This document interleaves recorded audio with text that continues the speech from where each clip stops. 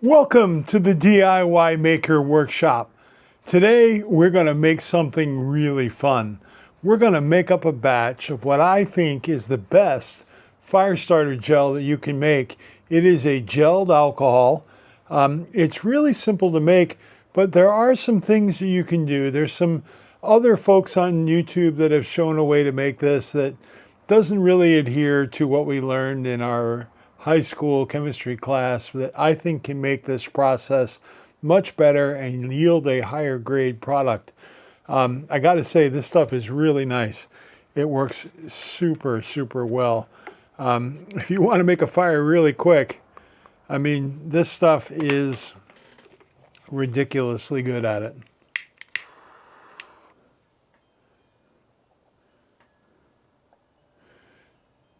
That flame is pretty cool. Anyway, we're going to set this down for now. I'm going to put the cap back on our tube of gelled alcohol.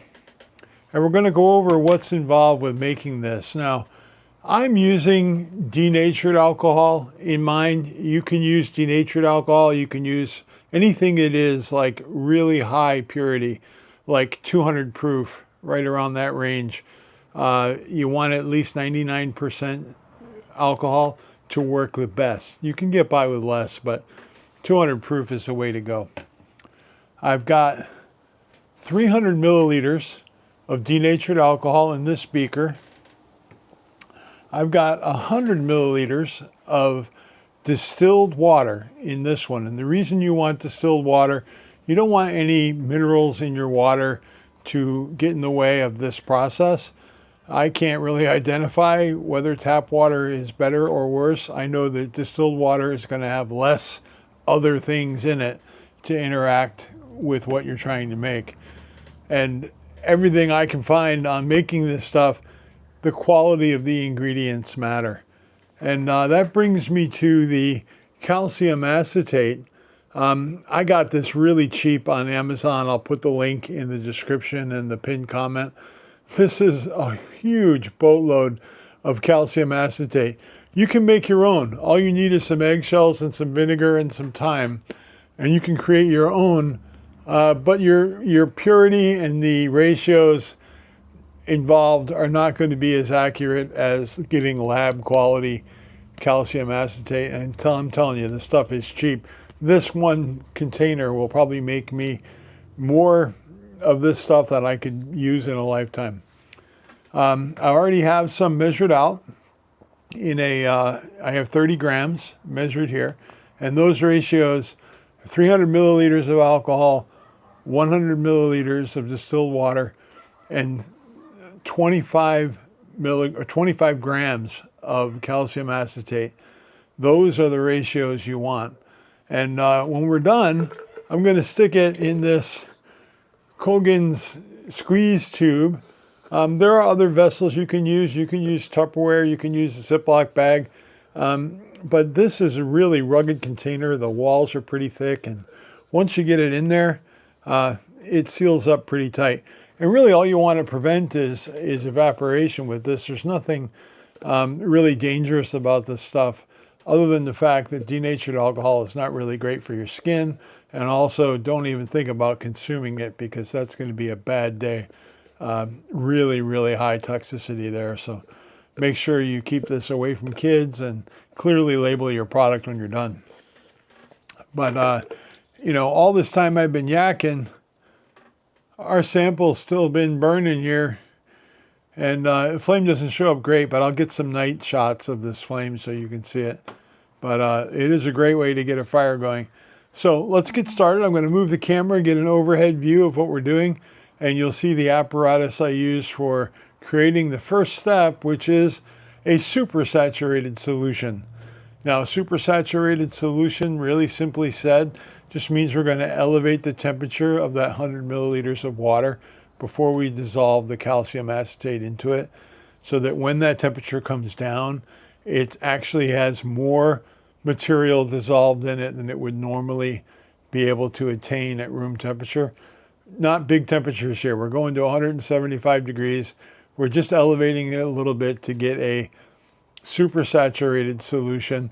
it does improve the quality of the product that we're making. And that's what we're all about here on the DIY Maker channel. We want to make the highest quality things we can. So let's move the camera and get started. Okay, everybody, here we've got, this is our alcohol, this is our water, this is our sample of calcium acetate measured to 25 grams by weight. And here we have warming up a pot of water. This is a temperature controller. You'll notice I've got a thermal probe in this container of water that is reading out here. Right now we're at 61.2 degrees. And basically what this is a hot bath.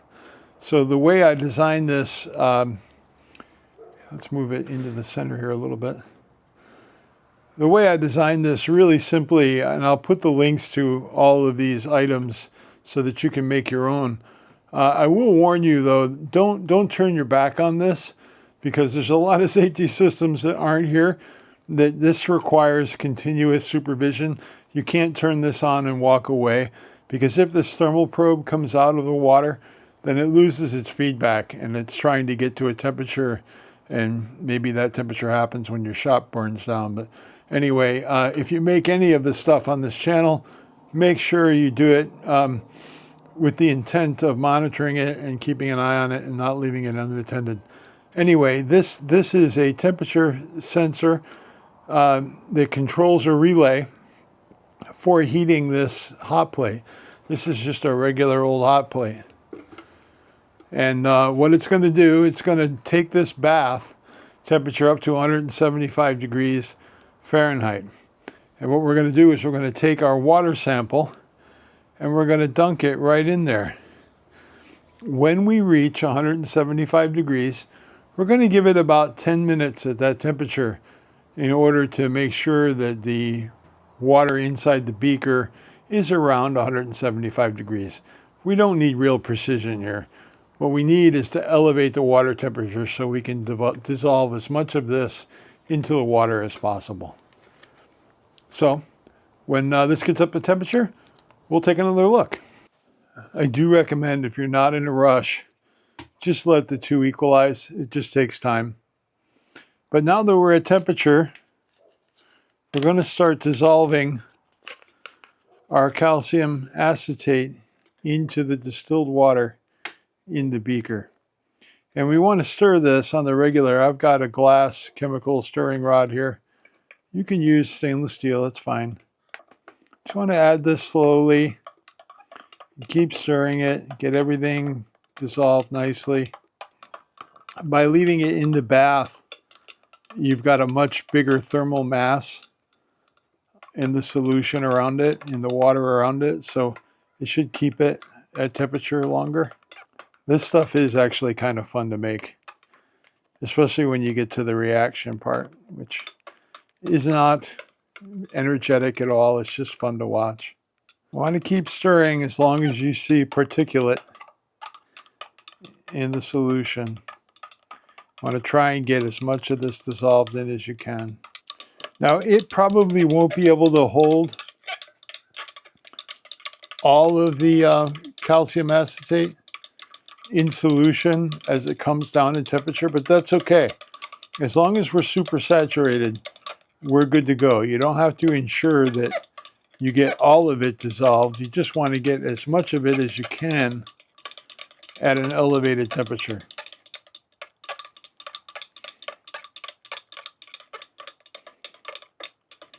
Because that is the definition of supersaturated. I will also include a document outlining this with a link to that PDF document on my other website, which is targetforge.net. You'll be able to print that out and have it as a guide while you're working. I do encourage you to try this. It is quite a lot of fun, and it yields a really functional material for getting a fire started in adverse conditions. This stuff burns like the dickens, and it burns for quite a long time too, depending on how much of it you use. And the residue, when it's done burning, really just goes down to some oxidized calcium acetate. So it's basically back to its constituent parts. The alcohol is burned off, the water has evaporated, and the calcium and the vinegar are all that's left. And again, they're not, there's nothing overly toxic about those two chemicals, so not too much to worry about there. I wouldn't obviously consume it, but I'm not a chemical expert, so don't take my word for it. Do your own research. But that looks like we've got a pretty good solution there. And now comes the hard part. We're just going to sit back and wait. We need this to come back down to room temperature. So I'm going to rejoin you when this is back down to room temperature, and we're going to make the magic happen with our 400 or 300 milliliters of denatured alcohol. Okay, we've got our calcium acetate supersaturated solution with water ready to go. It's close to room temperature. So we're going to take our stirring rod and get in the alcohol here, and we're going to start stirring, and we're going to start adding this in, and you're going to see the reaction happen pretty soon. See it getting milky there and clumpy? It's definitely working. Yeah, it's going to take 2 hands to stir this.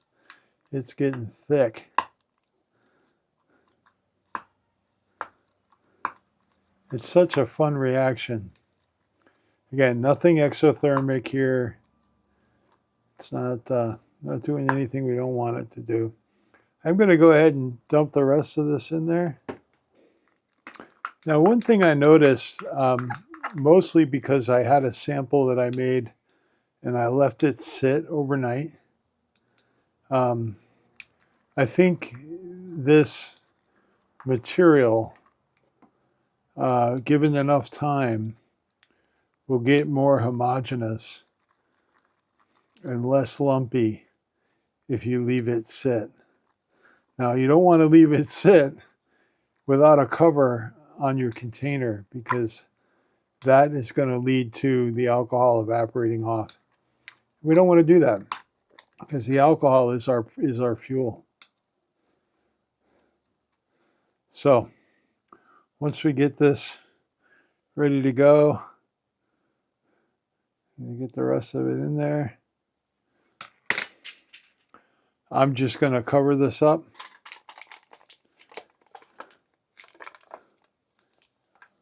With some tin foil and let it sit overnight. Then we're going to come back and package it.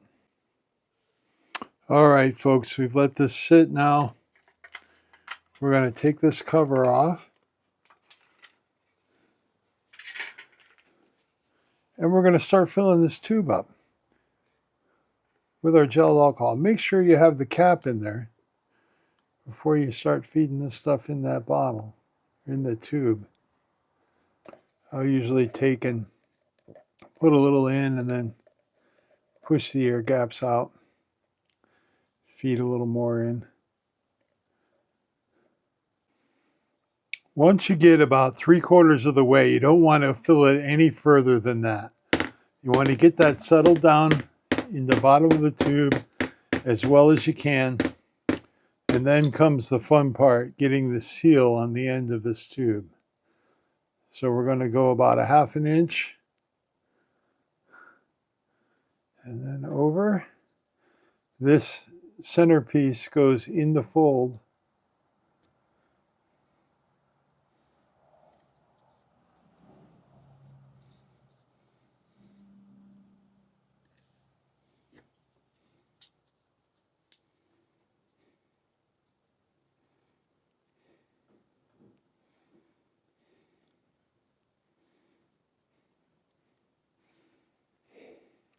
I didn't get that on there very square, but it's a good tight seal nonetheless. And as long as we've got the entire hem in there, we should be good to go. And yeah, there we go. We got another tube of gelled alcohol. This stuff is super handy.